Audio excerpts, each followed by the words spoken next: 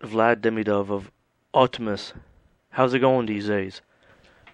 It's going well. It's nice and rainy out, so it's not hot as balls. So I'm happy about that.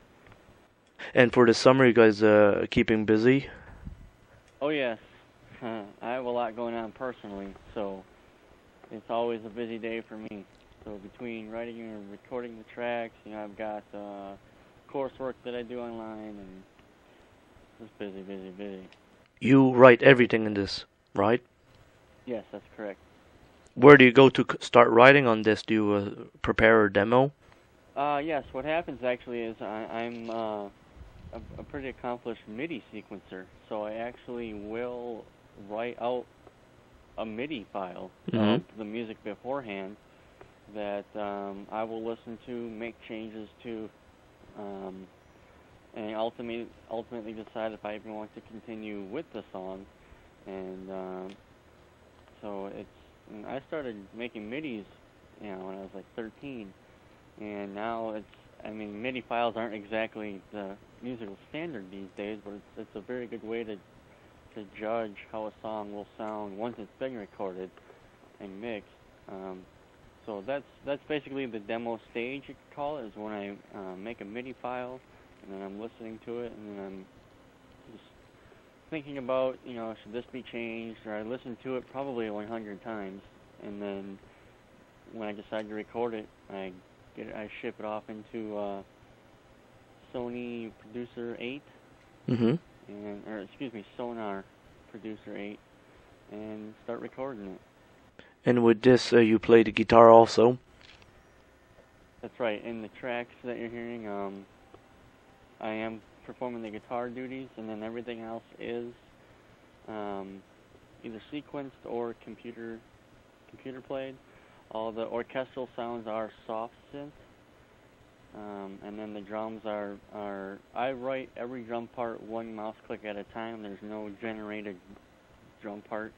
It takes me forever to write drums, but being a drummer, I've actually played in more bands as a drummer than I have as a guitar player, so I can usually get them sounding rather realistic, with the type of fills that I do or that I write. And then, so Vlad, what influences did it take you to get to MIDI? Because it's not, like you said, a standard that everybody uses. To use MIDI, well, basically, not everyone has just an orchestra sitting in their basement. That's true too. And I didn't have the money at the time to invest in programs that would have decent sounds that you could at least do something with. So I wrote MIDIs to get used to. I wonder how difficult it is to put like guitars with some strings or just something real simple. And with MIDI, it allowed me to experiment with that way, without really costing me too much time, because it's 2 clicks of the button in a MIDI sequence, whereas in an audio file, it's much more involved, and you could, if you don't like the outcome, you're out of a lot of time. And where's the influence to do this? Just one day you woke up and said, I'm gonna be doing this type of MIDI files and that. That's a good question. I've always liked listening to MIDI files. I don't know why. I do know why. It's because I can open them in my editing program when I can actually look at them. Like looking at a piece of sheet music. If I can download any middle. If I can find it and I can download it, and actually open it up in my program and look at every single track, just like a sheet of music. And it's very interesting for me to see how other people have written music. And of course, I wanted to try my own hand at it. And I have all types of MIDI music, anywhere from like the really cheesy Halloween music to, yesterday I don't know if you ever heard of X Japan, but I just have their 30-minute song in MIDI file now, The Art of Life. So I like listening to a lot of different MIDI files. In the near future, you're gonna be experimenting with videos also? Love to do that. Because I think that's a visual element that my music could really add to. Seeing as the music I have doesn't particularly have lyrics, it seems very relative and it would be common sense that my music would be put with images, at the very least, a video. And did you ever fiddle into the video world yet, or are you gonna go into the future for that?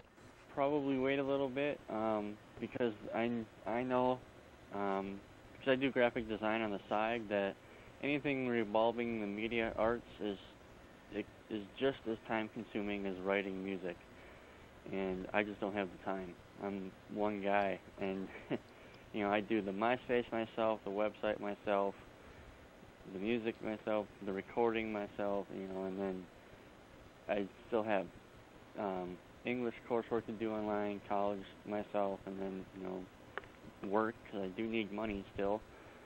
Got to eat, and so it's just, as far as the time bank goes, I just can't do it myself. So unfortunately, because I'd love to have some video multimedia of my music somewhere, or with something. Now you're saying you're doing all your website designs and all that. Now, how time consuming is that, would you say? On top of your music stuff. Like if, well, okay, my MySpace design took me easily as long as it takes me to write or work on one song. Because the new MySpace, I had to figure out how to code it, get around all the bugs, make a few different background images to find my template, to know what sizes I'm working in, and then everything else is just hit or miss after that. A lot of experimentation, and the actual making of the graphics takes the longest. So, like, when you go on my MySpace page, that's all one big huge file in Photoshop that I've cut into pieces to put into MySpace, and it really depends on how long it takes me to write a song. Sometimes I'll work on one song for 2 weeks. Mm-hmm. Other times I'll hammer it out in a day. Demon Angel, for instance, I was working on that song for like 6 years. Wow. I finally recorded that in last December. I finally did a scratch recording of that, and then I just want to say thanks for having me on the show. Your site is ridiculous. Never thought I'd be on a website where you've actually interviewed some of the biggest names in metal. So I'm very honored to speak with you.